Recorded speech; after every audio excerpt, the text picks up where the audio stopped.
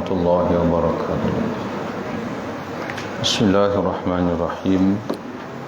Alhamdulillahirabbil alamin.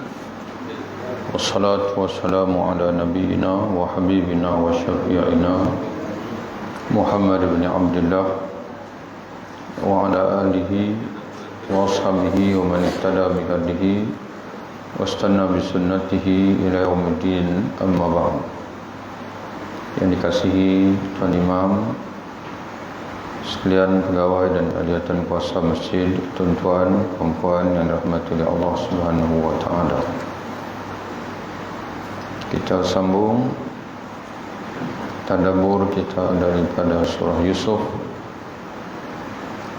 di mana surah Yusuf ini sebagaimana kita sedia maklum tidak menceritakan yang lain melainkan kisah Nabi Yusuf alaihissalam.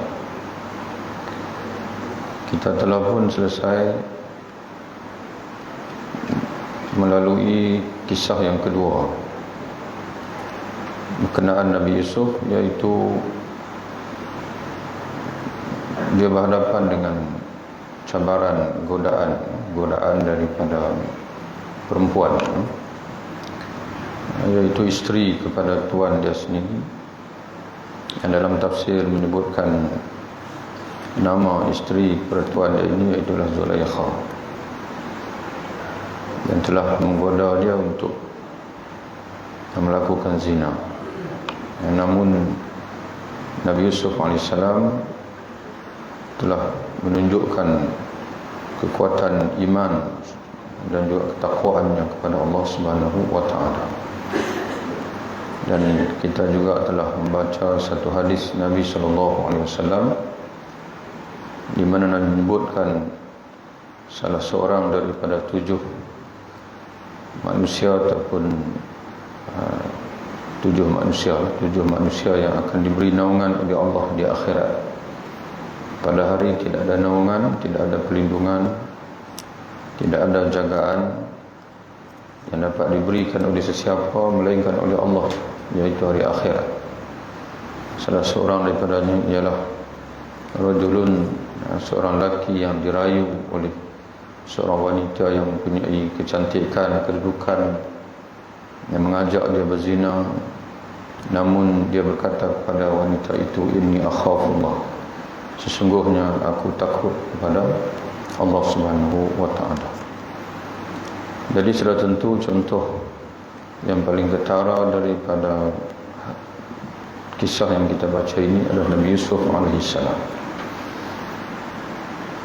Dalam ayat sebelum ini, tuan-tuan sekalian, menggambarkan keteguhan dalam diri Yusuf ini dalam berdepan dengan godaan itu, sehingga dia menyebutkan ayat 33, qala rabbi sijnu ahabbu ilayya mimma yad'unani ilayh.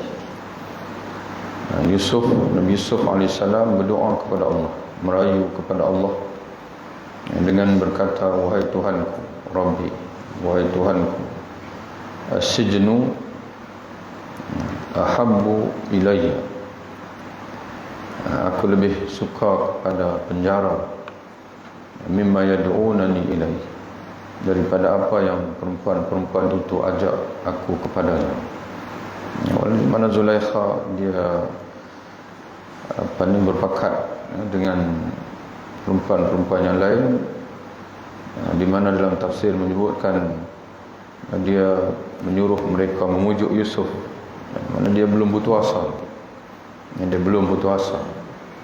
Dan perempuan-perempuan itu pun memujuk Yusuf, wahai Yusuf, kamu penuhilah permintaan tuan kamu, isteri tuan kamu itu. Jadi sebab itu Nabi Yusuf AS, ya Allah, kalau aku boleh selamat dengan berada dalam penjara, penjarakanlah aku, ya Allah. Sampai begitulah tuan-tuan sekalian, dia ingin menjaga kehormatan diri dia. Karena bila terjatuh dalam zina, tuan-tuan sekalian, apatah lagi zina yang berlaku dengan tuan yang baik, yang membela dia, maka dia melakukan beberapa kejelekan dia bagi. Yang pertama berdosa dengan Allah, berzina. Yang kedua mengkhianati tuan sendiri. yang telah banyak berjasa mengambil dia ketika dia terbuang, kemudian melayani dia seperti anak sendiri dan sebagainya. Wa illa tasrif anni kaidahun asbu ilaihinna, dan jika engkau tidak menjauhkan daku daripada tipu daya mereka, ya Allah, mungkin aku akan cenderung kepada mereka. Mana tak mampu nak menangkis ajakan mereka itu. Wa aku minal jahilin, kalau dah cenderung kepada kebatilan, kepada zina, kepada khianat, maka aku akan menjadi dari orang-orang yang jahil di sini. Wa aku minal jahilin, aku akan sama macam orang jahil. Mana orang yang dah tahu dosa tapi masih melakukan dosa, itu dia maksud jahil di sini. Jadi sebab itu dalam tafsir Pimpinan Ar-Rahman dia terjemahkan wa aku minal jahilin kalau segi harfiahnya, dan aku kalau dah aku tergoda dengan mereka, memenuhi keinginan mereka, maka aku akan tergolong dari kalangan jahil, iaitu orang yang tidak mengamalkan ilmu, yang tak tahu dosa tapi masih melakukan dosa. Fastajaba lahu rabbuhu, maka Tuhannya Allah Subhanahu wa taala fastajaba lahu, memperkenankan doanya. Istijab, mustajab, selalu kita sebut selalu doa mustajab. Doa mustajab itu makna doa yang diperkenankan oleh Allah. Dan satu lagi yang dekat dengan mustajab ni adalah doa yang didengar. Sebab itu kataan Allah mendengar sama makna dengan Allah mengabulkan. Sebagaimana contoh kita bangkit dari rukuk, kita bangkit dengan sami Allahu liman hamidah. Sami Allah mendengar orang yang memujinya, mana Allah mengabulkan permintaan. Orang yang sentiasa memuji, beribadah kepadanya, berzikir kepada dia. Dalam doa pun tuan-tuan bersekalian, Nabi mohon lindung daripada 4. Salah satu daripadanya ialah wa min du'ain la yustajabu lahu. Dan dalam satu sirah doa yang sama, dalam satu riwayat la yusma. Aku berlindung denganmu ya Allah daripada doa yang tidak dimustajabkan. Dan dalam satu lafaz doa yang tidak didengar. Mana kalau Allah Taala mana tak dengar sebab mustahil Allah Taala tak dengar, kerana dia Maha mendengar.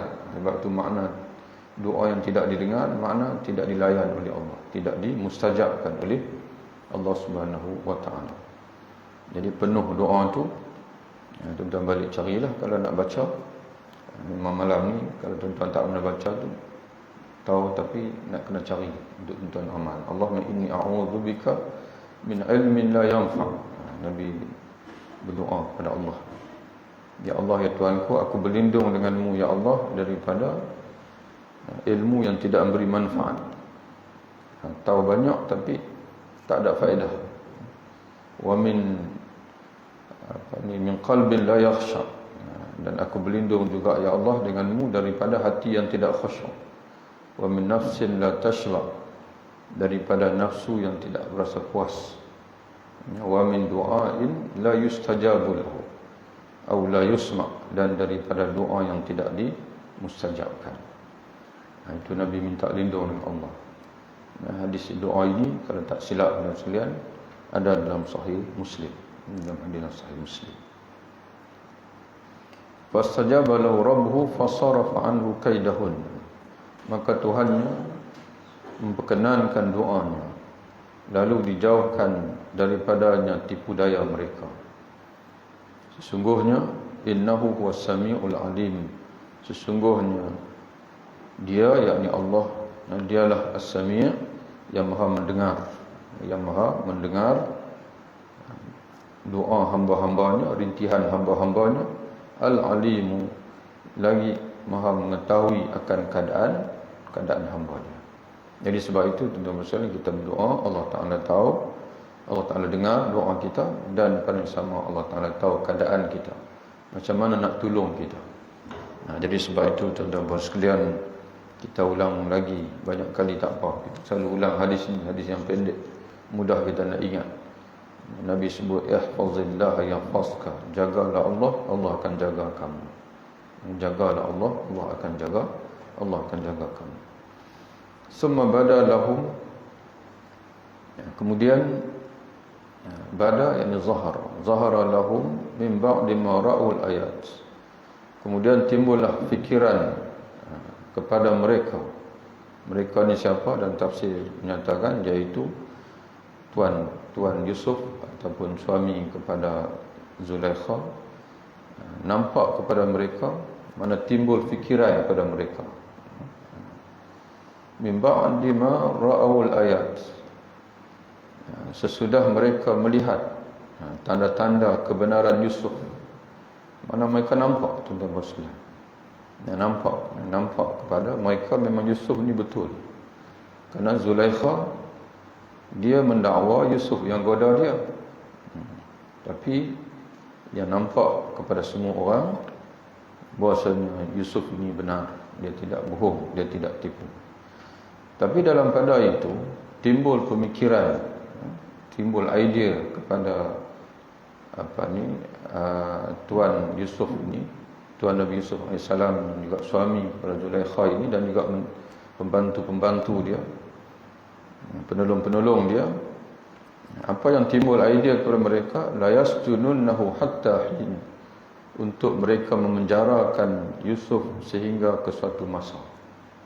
Sepatutnya kalau nampak al-ayat, tanda-tanda kebesaran Yusuf itu, maknanya kena tolong dia lah, kena bantu dia, bela orang yang benar.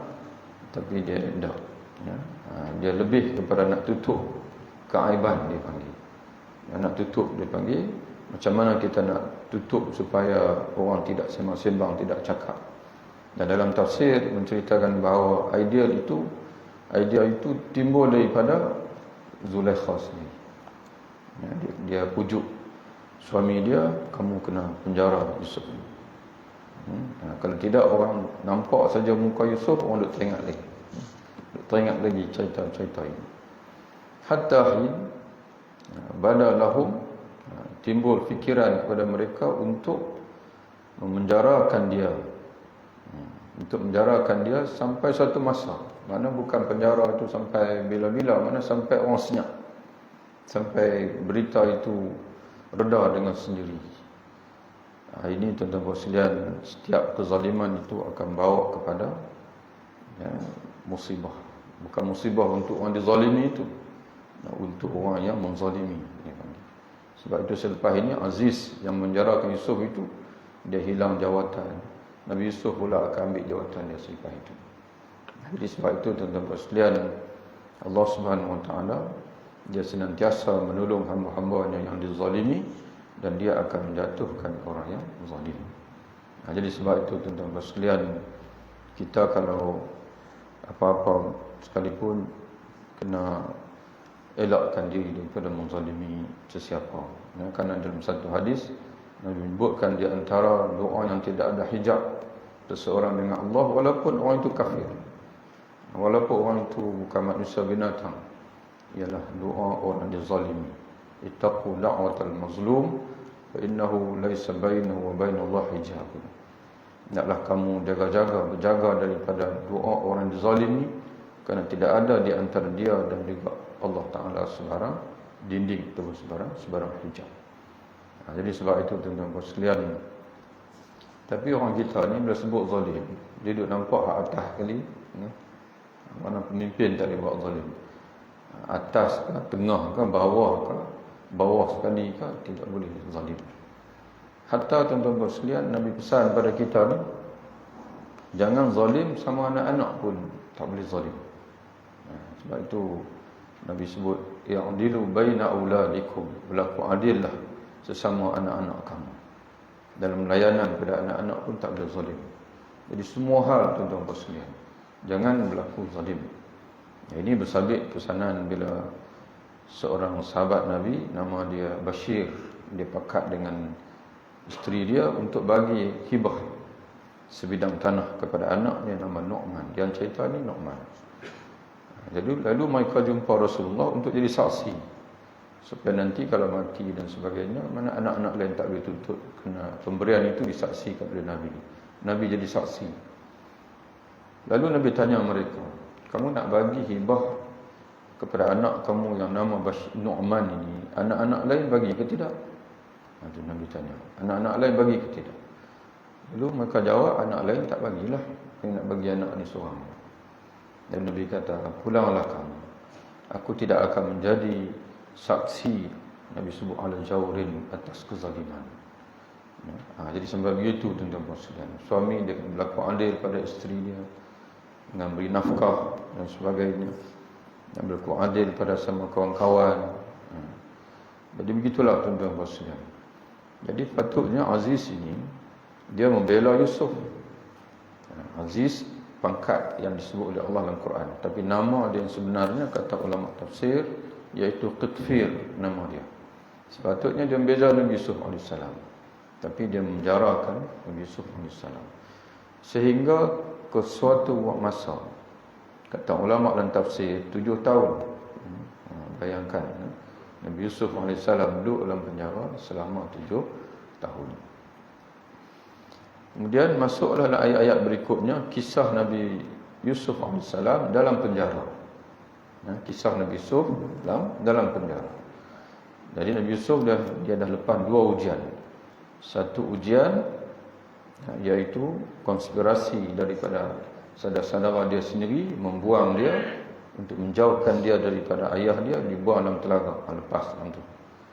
Yang kedua, konspirasi daripada para wanita, isteri tuan dia sendiri. Alhamdulillah selesai, lepas. 2 dah ujian dia lepas. Sekarang ni masuk penjara pula. Wa dakhala ma'u sijna fatayan, dan masuklah bersama-samanya ke penjara 2 orang fatayan. Fatayan ni budak, khadam raja. Khadam raja. Jadi kebetulan dengan dia masuk tu ada 2 khadam raja yang turut dipenjarakan. Di mana kedua-dua khadam ini bekerja di istana Raja Mesir. Jadi sistem pemerintahan Mesir pada ketika itu dah canggih. Dia ada raja, dia ada Perdana Menteri. Aziz ini, tuan kepada Nabi Yusuf ini, nama Al-Aziz, itu menteri. Satu lagi Al-Mulk, kita akan jumpa nanti, raja dia panggil. Jadi yang memenjarakan itu Perdana Menteri, yang membebaskan Yusuf nanti raja. Raja yang membebaskan Nabi Yusuf AS. Sebab pembebasan itu kerana Nabi Yusuf AS dia tolong menghuraikan mimpi raja. Dia tolong menghuraikan mimpi raja, menyebabkan raja menghargai kebijaksanaan dia, kemudian raja membebaskan dia, kemudian raja lantik dia menjadi menteri kewangan. Menteri kewangan. Kemudian dikatakan selepas itu menteri, Perdana Menteri. Dan masuklah bersamanya ke penjara. Jadi 2 orang khadam itu, salah seorangnya penghidang minuman raja, as-saqi, dan salah seorang lagi pula ialah pembuat roti. Pembuat roti untuk dimakan oleh raja. Kenapa mereka masuk penjara? Tidak diceritakan oleh Allah dalam dalam Quran, tapi dalam tafsir para ulama menceritakan, iaitu kedua-dua mereka ini, 2 khadam ini, seorang yang menyediakan minuman raja dan seorang lagi yang buat roti. Mereka ini terlibat dengan satu konspirasi lain. Jadi kalau surah Yusuf ni banyak surah konspirasi. Konspirasi untuk bunuh raja dengan beberapa orang, kita kata menteri lah, ataupun orang yang nak bunuh raja. Jadi dua-dua ni ditugaskan untuk menghidangkan minuman arak yang diletakkan racun, dan seorang lagi disuruh untuk menghidangkan roti yang diletakkan racun. Tapi salah seorang daripada dia ni tak sanggup nak buat, tak sanggup nak laksanakan, lalu dia hidang arak yang biasa, yang tak ada racun. Tapi yang letak roti, yang roti itu dia buat letak racun. Jadi bila raja nak makan, yang minum, dia menyediakan minum ni, dia peringatkan raja, jangan makan roti itu, kerana roti itu telah diletakkan racun. Maka Kawanu pun tedah sama juga, jangan minum tuanku minuman tu. Dia tak tahu kata yang Kawanu, dia tak, orang kata apa, tak letak racun pun. Tuan jangan minum kerana itu diletakkan racun. Mana biar pada muka dua-dua. Lalu raja kata, tak apa sekarang ni, kamu dua-dua minum. Kamu minum, kamu makan nanti. Yang kawanmu dia tak letak minuman, dia tak letak racun, dia boleh minum lah. Yang kawan ni dia nak makan, macam mana? Ada racun, dia tak makan. Tapi sebagai hukuman kedua-dua tu, raja penjarakan kedua-dua sebelum diadili. Sebelum diadili, dalam proses penghakiman itu, dalam proses dipanggil penghakiman tu, dua-dua dipenjarakan dalam siasatan dipanggil. Karena di hujung nanti ada ayat menceritakan salah seorang daripada mereka, iaitu yang bertugas memberi minum itu dibebaskan. Dan salah seorang di antara keduanya, lalu dalam penjara itu, kedua mereka ni menceritakan mimpi mereka kepada Nabi Yusuf AS. Dan masuklah bersama-samanya, yakni bersama-sama Yusuf, ke penjara dua orang khadam raja. Salah seorang di antaranya bertanya kepada Yusuf dengan berkata, qala ahaduhuma inni arani a'siru khamra.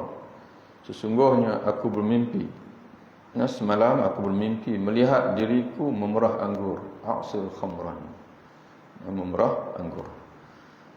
Kalau tengok pada harfiah ni, a'siru ni memerah, khamran arak.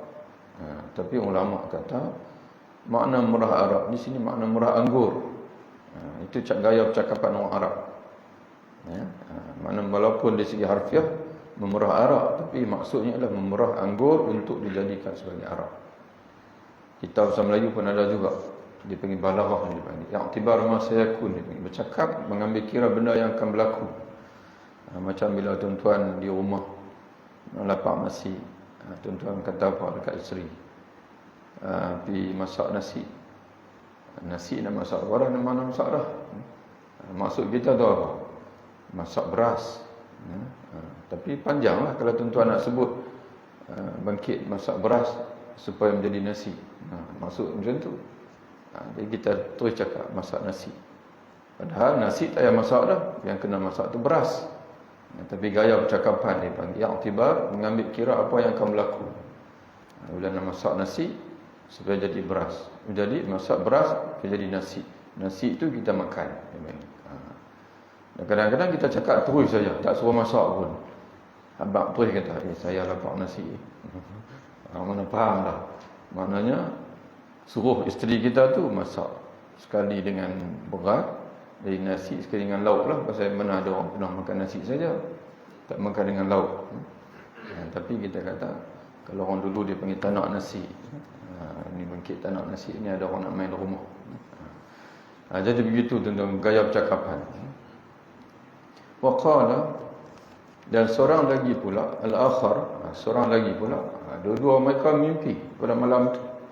Salah seorang dia kata, saya bermimpi, maka cerita oleh Yusuf, saya bermimpi, aku mimpi semalam aku ini masih lagi bekerja sebagaimana pekerjaan aku sebelum aku masuk penjara ini, iaitu memerah anggur untuk dijadikan arak bagi diminum minuman kepada raja. Yang seorang lagi pula mimpi juga, inni arani ahmilu fawqa ra'si khubzan ta'kulu tayru minhu. Sesungguhnya aku mimpi dalam mimpiku, aku melihat aku ini memikul di atas kepala aku khubzan, roti, namun roti itu dipagut oleh burung. Tak perlu tak mimpi, dia nampak dalam mimpi dia tu. Kalau tuan-tuan tengok mana orang apa ni, dia bawa roti tak atas kepala, jalan tu. Ini fenomena ni biasalah kalau tuan-tuan pergi Mesir. Kalau kita ni tak ada lah, sebab kita tak makan roti, kita makan nasi. Orang Arab ni makanan ruji dia roti. Pagi, petang, malam roti. Seminggu sekali kita makan nasi. Kita orang Melayu tiap-tiap hari nasi. Kadang-kadang saja roti sampingan. Nabi ta'wilih. Mereka berkata kepada Yusuf, terangkanlah kepada kami akan ta'birnya. Ta'wilihi ay tafsir ar-ru'ya, ta'bir ar-ru'ya dipanggil. Ta'bir mimpi. Inna naraka minal muhsinin. Sesungguhnya kami mendengar, kami memandang, memerhati kamu ni orang baik, orang yang suka tolong orang lain. Dalam tafsir menceritakan bahawa Nabi Yusuf AS ni dia tempat, dia panggil apa, mengadu hal orang dalam penjara. Inna naraka minal muhsinin. Kami duk tengok kamu ni orang baik-baik. Maknanya orang yang sentiasa al-muhsinin, buat baik. Ada orang sedih, dia tolong redakan. Ada orang sakit, dia rawat, baca doa dan sebagainya. Jadi ada orang mimpi pun, dia tempat mengadu hal lah, mengadu, nak tanya mimpi ni. Sebab itu tuan-tuan sekalian, kita baca sekali lagi hadis. Kerana kita orang Melayu ni, mimpi ni bagi kita ni tak ada makna. Padahal tuan-tuan sekalian, dalam kitab Sahih Bukhari, dalam kitab-kitab Sunan dan sebagainya, ada satu tajuk khusus, Kitabur Ru'a, kitab tentang mimpi. Kitab tentang mimpi. Nabi sebut mimpi yang baik daripada Allah, yang mimpi yang buruk daripada syaitan, yang mimpi yang buruk daripada syaitan. Dan ada satu lagi, Aghasul Ahlam, mainan tidur dia panggil. Jadi mimpi yang baik ni, kata Nabi, cerita kepada orang yang kamu kasih. Kalau ada di sana orang yang pandai mentadbir mimpi, cuba cerita, kok-koklah dia boleh takbir dengan cara yang baik. Tapi masalah sekarang ni dalam masyarakat kita tak ada orang yang pandai. Ada yang ada tu buat-buat pandai. Buat pandai itu duk melingkup orang. Jadi sebab itu mimpi yang baik itu tentu agak-agak senilah. Tapi mimpi yang buruk, kata Nabi, jangan cerita dekat siapa-siapa. Ini adab, ini dipanggil kamu bangun, minta lindung dengan Allah, dan ludah sebelah kiri. Tapi jangan tuan-tuan ludah sungguh-sungguh sampai tobik elok tu. Kena sebelah kiri kita pula ada isteri kita, nayah dia. Mana ludah dipanggil, ludah orang kata apa, isyarat-isyarat begitu. Ludah sebelah kiri sebagai kita, orang panggil apa, menjauhkan syaitan.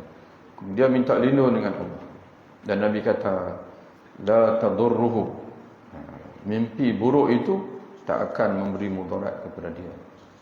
Jangan sekali-kali tuan-tuan cerita dekat siapa. Jangan sekali-kali tuan-tuan suruh orang tafsir. Kerana selepas ni kita akan jumpa insya-Allah, di mana mimpi ni yang buruk ini ditafsir saja, dia akan jadi macam mana ditafsirkan. Kata orang ulama, mimpi ni, dia mimpi buruk ini, dia ibarat berada di burung. Mana burung dia bawa, dia terbang, tak jatuh. Tapi bila ditafsirkan, mana dia jatuh, mana dia akan berlaku. Jadi tuan-tuan bersekalian, tuan-tuan mimpi pergi Mekah, alhamdulillah terbaik. Tuan-tuan mimpi jumpa orang soleh. Dan ada orang mimpi, Rasulullah sebut, kalau siapa yang mimpi berjumpa denganku, makna berjumpa denganku lah, melihatku lah. Kerana syaitan dia tidak boleh menjelma. Allah tak izinkan untuk dia menjelma seperti aku. Mimpi baik-baik tuan-tuan bersekalian, itu alhamdulillah. Tapi kalau mimpi buruk, mimpi jatuh bangunan, mati, dia pun cerita dekat orang lain. Orang pun tanya dia, yang kamu duk cerita, beria cerita jatuh bangunan mati tu, kamu nak mati ke? Dia pun kata tak nak mati. Habis cerita apa? Minta lindung saya dengan Allah Ta'ala daripada mimpi yang buruk itu. Tak perlu kita cerita dekat orang lain. Bahkan tuan-tuan bersekalian, kata ulama, bukan saja mimpi, benda buruk tak boleh cerita. Sejarah silam kita, kejahatan kita yang lalu, tak boleh cerita dekat orang. Tapi kebaikan tak apa. Tapi kita kena tengoklah, kalau hati kita itu jenis orang mudah riak, mudah makan puji, tak perlu cerita, nanti rosak amalan kita. Wa amma bi ni'mati rabbika fahadits, adapun nikmat Tuhanmu maka ceritakanlah. Kemudian Nabi Yusuf AS, dia tak terus tafsirkan. Sebaliknya, dia gunakan kepercayaan orang pada dia itu untuk dakwah dulu. Dia nak dakwah mereka untuk masuk Islam dulu. Dan tuan-tuan sekalian kena ingat, bila-bila masa pun, agama semua Nabi adalah Islam. Agama semua Nabi adalah Islam. Syahadah sama, la ilaha illallah. Cuma part yang kedua tak sama.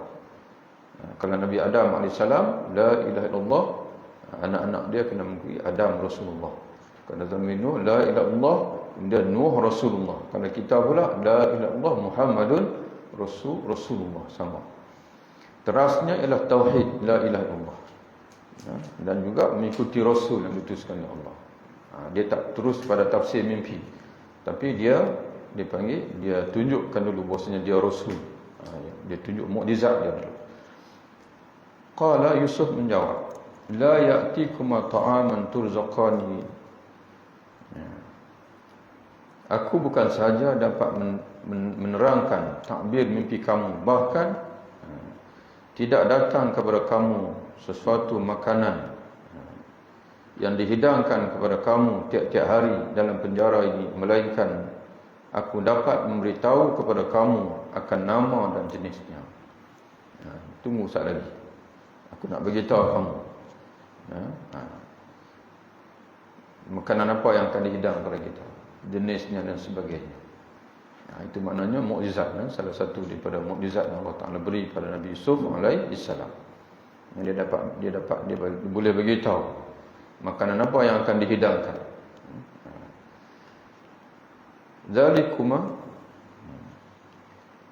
yang demikian itu, yakni aku mengetahui yang gaib, segala yang tersembunyi yang Allah yang, dan juga takbir mimpi, mimma 'allamani Rabbi, daripada apa yang diajar oleh Tuhanku kepadaku, yakni daripada wahyu ataupun ilham yang diberikan Allah kepadaku.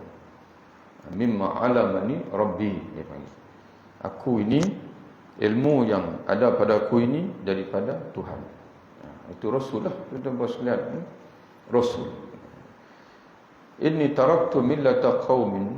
Lalu mereka tanya dia, kenapa Tuhan memberi ilmu kepada kamu? Lalu dia menjawab, sesungguhnya aku telah meninggalkan agama kaum, yakni aku tidak menganut sebagaimana kamu dan juga kaum kamu, yaitu kaum yang tidak beriman dengan Allah, yakni mensyirikkan Allah. Wahum bil akhirati humul kafirun, dan mereka terhadap akhirat merupakan orang-orang yang ingkar, yang tidak percaya. Jadi Tuhan memberi ilmu kepadaku kerana aku beragama dengan agama dia, agama Allah, dan aku beriman dengan akhirat, dan aku tidak beragama sebagaimana agama kamu, juga kaum kamu yang menyembah berhala. Jadi tuan-tuan sekalian, kita dapat faham di sini, kalau betul kita nak ilmu daripada Allah, sama ada ilmu tu wahyu tak boleh dah tuan-tuan sekalian, sebab kita sedia maklum bahasanya Nabi yang terakhir Nabi Muhammad. Kita wahyu tak akan terus turun melalui kita lagi, sebaliknya dia akan datang daripada Nabi Muhammad, dan kita baca saja Quran, baca hadis Nabi. Tapi di sana ada ilmu daripada Allah yang dinamakan dengan ilham. Dalam Quran Allah Ta'ala sebut ilmu yang berupa ilham ini, perempuan pun dapat, lelaki pun dapat, binatang pun dapat. Macam lebah, Allah Ta'ala wahyukan, ilhamkan kepada lebah, pergilah kamu mencari madu daripada bunga-bunga, kemudian bawa masuk ke sarang kamu, kerana aku ingin menjadikan daripada madu kamu itu penawar untuk manusia. Jadi sebab itu tuan-tuan sekalian, lebah ini dia akan cari madu-madu yang tidak beracun. Jadi sebab itu tuan-tuan sekalian, kita perasan dulu satu ketika dahulu, lebah ni dia duduk kampung-kampung kita, ladak dah. Sebab dia panggil bila tak banyak pokok satu, kemudian dia panggil penggunaan racun banyak, padi dan sebagainya, dia dah tak boleh ambil dah daripada ni. Sebab kalau dia ambil juga madu-madu yang mungkin terkena racun yang manusia untuk jaga tanaman ni, dia akan menjejaskan madu. Sebab tu dia buat di bukit-bukit dan sebagainya. Dan sendiri pun tuan-tuan sekalian, dan lagi dipanggil dalam setahun tu 2-3 kali lebah buat sarang dalam kampung. Tapi lah ni dah 10 tahun lebih dah tak nampak dah. Tak ada dah tuan-tuan sekalian lebah. Duk tanya kawan-kawan pun dalam kampung pun tak ada dah. Betul, sayanglah tuan-tuan sekalian. Dia wallahu a'lam lah. Tapi kalau kita tak guna racun pula, macam mana nak kawal pokok padi dan sebagainya. Jadi tuan-tuan bersekalian, Allah Ta'ala bagi ilham begitu. Begitu juga Nabi Musa AS. Allah Ta'ala bagi ilham macam mana nak buat dengan anak dia yang baru lahir itu. Kalau tidak, nanti tentera-tentera Fir'aun datang jumpa, maka akan bunuh. Allah Ta'ala bagi ilham, kamu letakkan anak kamu dalam satu tong yang kedap air, kemudian kamu letak di sungai, nanti Allah Ta'ala yang akan uruskan. Dan begitu juga Allah Ta'ala bagi ilham pada pemuda Ashabul Kahfi, macam mana ni kalau tak lari nanti terpaksa murtad. Maka Allah Ta'ala kata, Allah bagi ilham, larilah kamu ke gua sekian-sekian dan Allah Ta'ala akan jaga kamu. Begitulah tuan-tuan sekalian. Balik macam tadi juga, bila Allah Ta'ala nak jaga kita ni, dia jaga hati kita. Dia bagi petunjuklah hati kita ni, apa yang seharusnya kita buat. Tapi dengan syarat kita beriman dengan Allah, beriman dengan agama Allah, dan juga beriman dengan akhirat. Wa taba'tu millata abai, aku tidak terpengaruh dengan agama kaum yang menyembah berhala, itu kaum kamu di Mesir. Sebaliknya, ittaba'tu millata abai Ibrahim, aku menurut agama bapa dan datuk nenekku, iaitu Ibrahim wa Ishaq wa Yaqub, dan Ishaq serta Yaqub. Kalau Nabi Yusuf AS ni, dia bin Yaqub, Nabi bin Yaqub bin Ishaq pun Nabi juga, Ishaq bin Ibrahim pun Nabi juga, dan dia pun Nabi. Jadi sebab itu Nabi Muhammad SAW menyatakan Nabi Yusuf AS ni orang yang paling tinggi nasab, kerana dia ni Al-Karim bin Al-Karim bin Al-Karim. Al-Karim mana mulia, dia sendiri mulia, anak kepada seorang yang mulia, anak kepada cucu kepada seorang yang mulia, dan kemudian Tok Wan dia dipanggil Tok Cak dia pun Ibrahim pun Al-Karim juga orang yang mulia, Nabi. Maka lana anusyrika billah, tidaklah sepatutnya kita, ini dakwah dia kata kita ni manusia hamba Allah, tak sepatutnya kita ni mensyirikkan Allah min syai'in, dengan sesuatu pun. Dzalika min fadlillah, sepatutnya kita manusia ini kita kena mentauhidkan Allah. Tak boleh sembah yang lain daripada Allah Subhanahu wa taala. Bila kita sembah yang lain daripada Allah, itu yang Allah Taala tak tolong kita. Termasuk Allah Taala tak bagi ilmu kepada kita. Dzalika min fadlillah alaina, sesungguhnya mentauhidkan Allah, mengesahkan Allah itu merupakan limpah kurnia Allah kepada kita. Di sini terjemah kita, sebagian ulama kata kami. Kata terjemah kita makna aku dan kamu semua. Kalau kita mentauhidkan Allah, Allah Ta'ala bagi hidayah dekat kita, kita tidak syirik pada Allah, kita ibadat pada Allah, itulah kurniaan yang paling besar untuk kita. Dan ada sebagai ulama mentafsirkan kami, iaitu itulah kemuliaan Allah untuk kami. Makna kami ini Allah Ta'ala pilih sebagai keluarga yang diberi wahyu.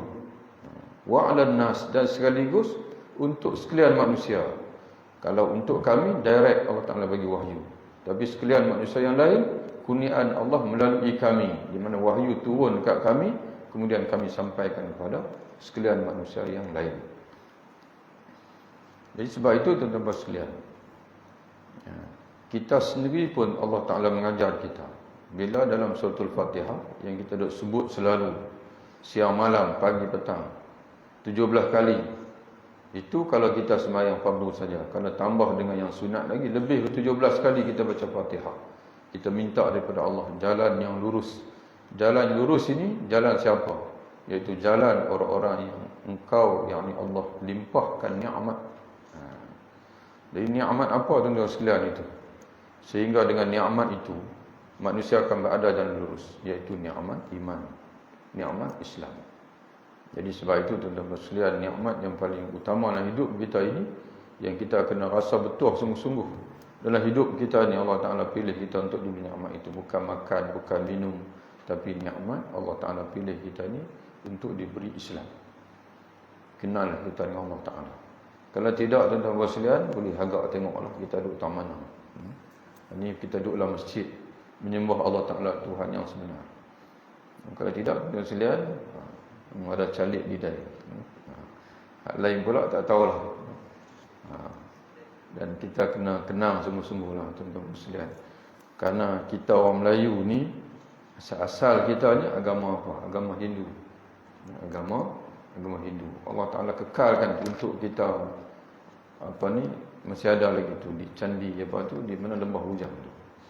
Ada lagi tuan-tuan sekalian tu. Peninggalan candi di lembah Hujang tu. Itu sejarah kita dulu. Alhamdulillah. Adalah juga Allah Ta'ala bagi ilham dekat orang yang mai di sini dakwah. Dan sampai tak tinggal seorang, dia ambil ke semua. Orang Melayu di tanah Melayu, sebut bangsa Melayu, tak ada langsung melainkan Islam. Kita kena jaga tuan-tuan sekalian nikmat itu. Jaga dengan apa? Turunkan Islam pada anak-anak kita, cucu kita. Sebelum kita ini orang dah selesaikan. Mereka dah tunaikan tanggungjawab menurunkan Islam pada kita. Tanggungjawab kita untuk turunkan Islam pada anak cucu kita. Kemudian walakin aktsaran nasi la yashkurun, tetapi kebanyakan maksud tidak bersyukur. Tidak bersyukur dengan nikmat iman, nikmat tauhid. Jadi sebab itu tuan-tuan sekalian, kata ulama berdasarkan ayat ini, sebesar-besar tanda terima kasih kepada Allah ialah mengesahkan Allah, beribadah kepada Allah. Dan dalam hadis pun Nabi sendiri sebut Allah Subhanahu Wa Taala ini hak dia, hak Allah yang Allah Taala nak manusia tunaikan.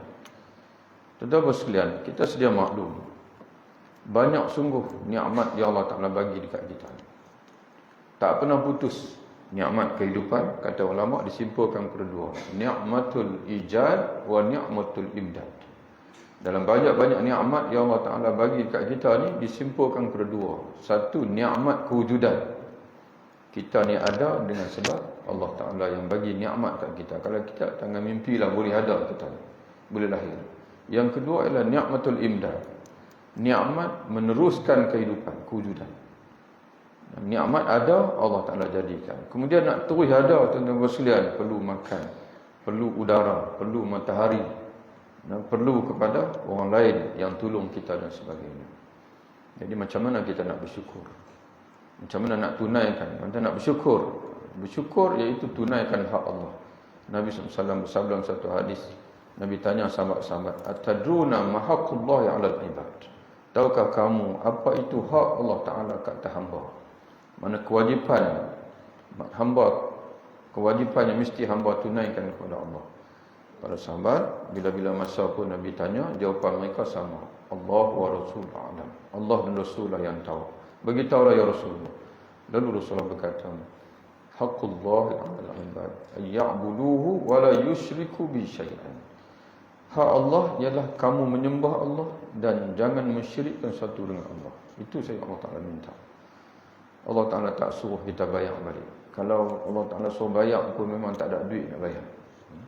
Maka Allah Ta'ala suruh kita sembah dia, beribadah kepada dia, jangan lupa hak dia, dan jangan sekali syirik kepada dia. Lalu Nabi tanya pula, tahukah kamu apa pula hak hamba atas Allah? Mana hak hamba yang Allah Ta'ala janji akan bagi kalau hamba tunaikan hak dia. Lalu Nabi menjawab, iaitu Allah berjanji untuk membebaskan mereka daripada neraka. Jadi tuan-tuan sekalian, kalau kita sembah Allah, tidak mensyirikkan Allah, Allah janji untuk mendekakan kita daripada api neraka. Dan dalam suratul Ali Imran Allah Ta'ala sebut, kullu nafsin za'iqatul maut. Setiap jiwa, setiap yang bernyawa pasti akan memiliki kematian. Faman zuhziya 'anil nar wa udkhilal jannah.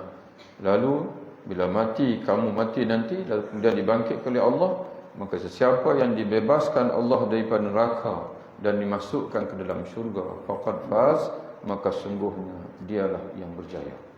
Jadi kejayaan yang sebenarnya itu bukan di sini, bukan di dunia. Karena belum habis lagi. Episod kita belum habis lagi, episod kehidupan. Kejayaan yang sebenar apabila kita bangkit nanti, kalau Allah Ta'ala mendekakan kita daripada neraka dan Allah masukkan kita dalam syurga, barulah boleh kita anggap sebagai kejayaan. Jadi macam mana nak merdeka daripada neraka itu? Sembah Allah Ta'ala, jauhi syirik, jaga tuan-tuan sekalian tauhid kita kepada Allah.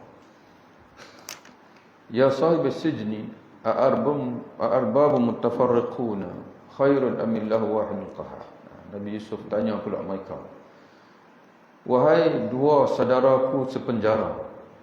Maknanya sebab itu dakwah ni dia ada seni dia. kena cari titik persamaan.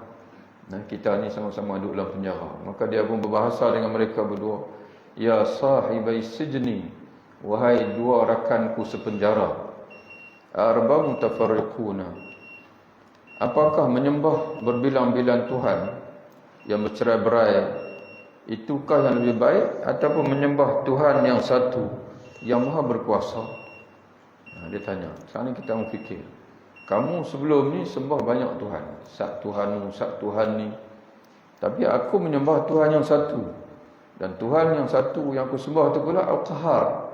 Dia memang sebenar-benar berkuasa, tapi Tuhan yang kamu sembah sebenarnya tidak ada kuasa apapun. Ini tuan-tuan sekalian, kita akan sambung lagi insya-Allah dalam kuliah kita yang akan datang insya-Allah. Wabillahi taufiq. Assalamualaikum warahmatullahi wabarakatuh.